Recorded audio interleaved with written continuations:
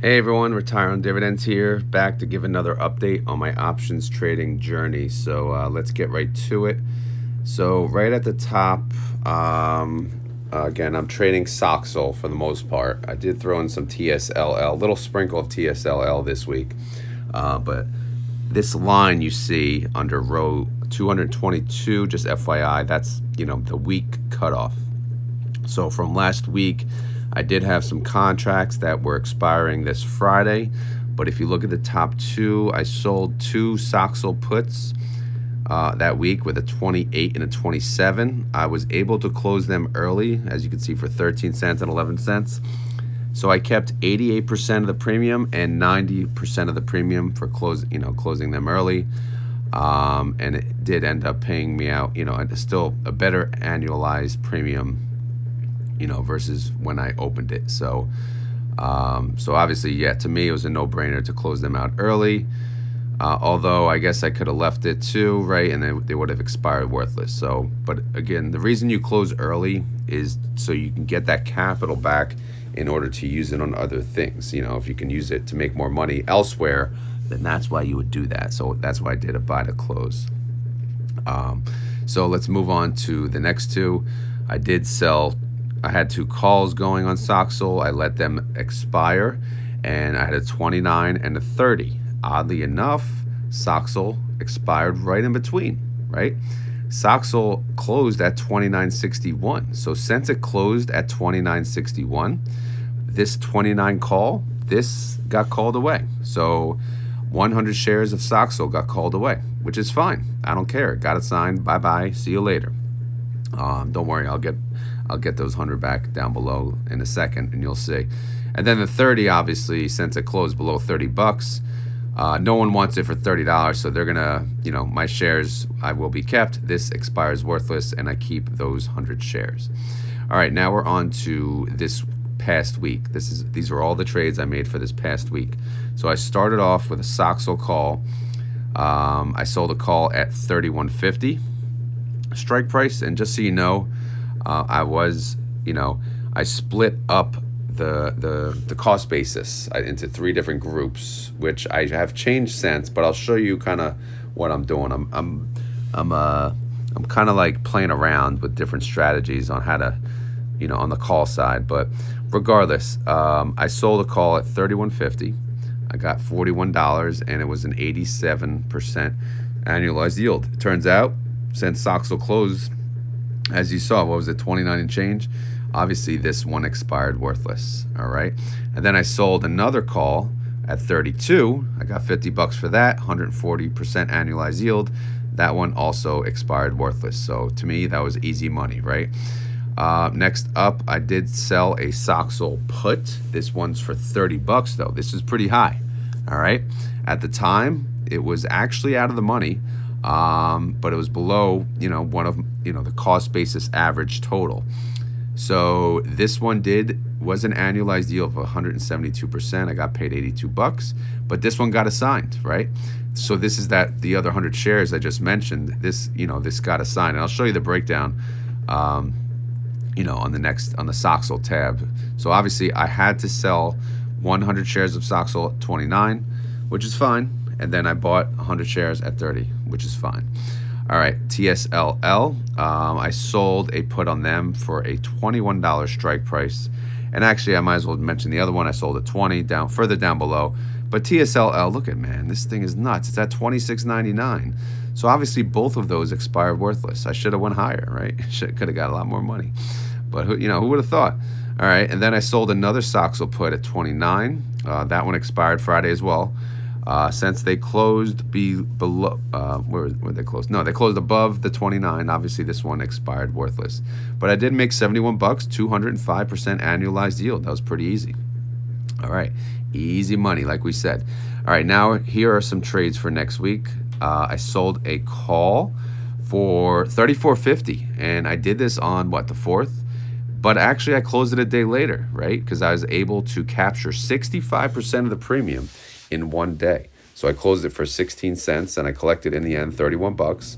Ended up being an annualized yield of 251%. So I thought that was easy money there as well. So that being said, I have no pending calls on SOXL now. The TSLL, the other put, I guess I closed early, but I didn't have to. But it doesn't matter. I kept 69% of the profit, which, to me at the time was a no-brainer. And then I did sell two more SOXL puts, a 27 and a 28. Both were out of the money at the time, 5 and 6% out of the money. I collected 73 cents on one, 63 cents on another. So, overall, they both have an annualized yield of 118%. I'm sorry, one has 106, the other has 118. And I know I kind of went fast through this, and I will maybe go more detailed next week, but I'm away this weekend. I'm just trying to, get this video done, as quickly but as decently as I can.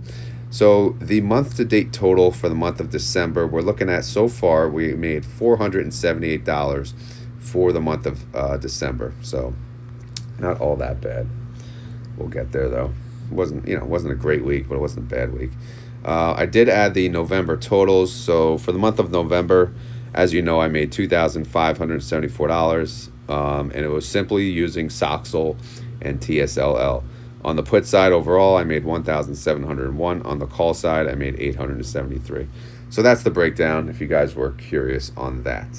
TSLL wheel, as you saw, all of my puts expired. I mean, they're getting super expensive, to be honest, and I'm not... If it stays this high next week, I'm not touching it. So let's move on from there. TNA, again, they're very expensive. They're at $53.63. Not touching that one. BitTEX, I mean, you could forget it. They're at $65. This is, these are all unaffordable at this point.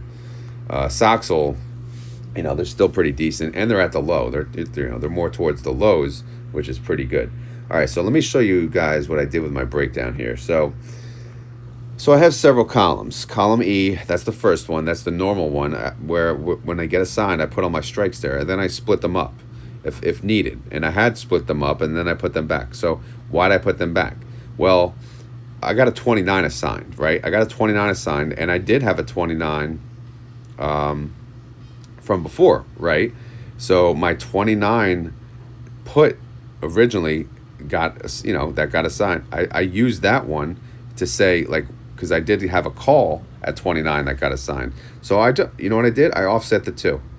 All right, I did a 1-to-1. I now made a 1-to-1 column.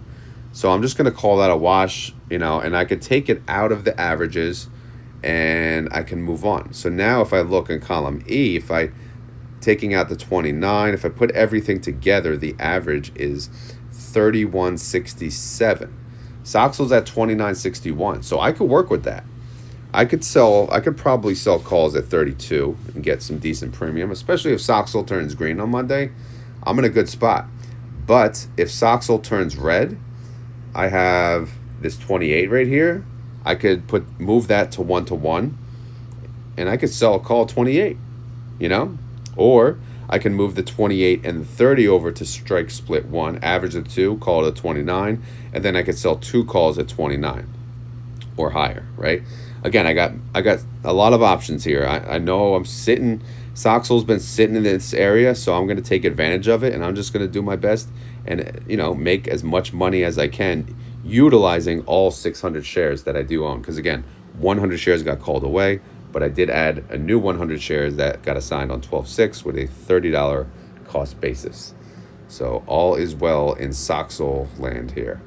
Put party, I got, as mentioned, I do have 2 puts for 27 and 28 for next week. Obviously, if SOXL tanks and these get assigned, that's fine, because it'll help my cost basis. Because my cost basis, again, it's not the best, but now at least it's not the worst. Things are on the up and up. You'll notice I did add a Misty wheel tab. I was very close to selling a put on Misty, but I ended up not. I'm debating, because the problem is they have monthly expiration dates, and I'm not a fan of monthlies, which is why I trade Misty on my dividend car account. But I did add them here in case I consider doing it. Again, I may end up deleting it, but it's there for the time being in case I, decide to, because I do get temptations, and I'm like, because it'd be perfect in this account, because even if I'm a bag holder, who cares? At least I'll get the distribution. This is a, dividend paying account. All right, last but not least, how much did I make on the weekly income? Not that good, man. Last week, what?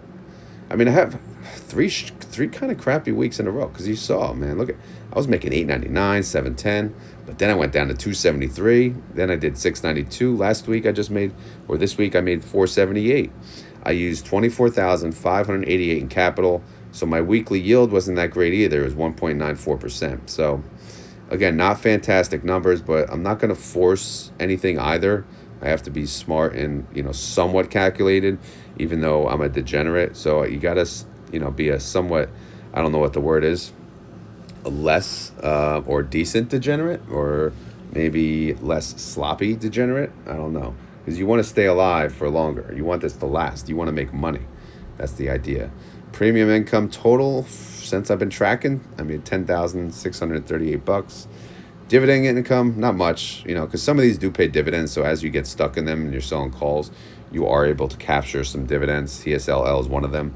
I did make $72.42. So total income since I've been playing around with options is $10,675.42. So not too bad.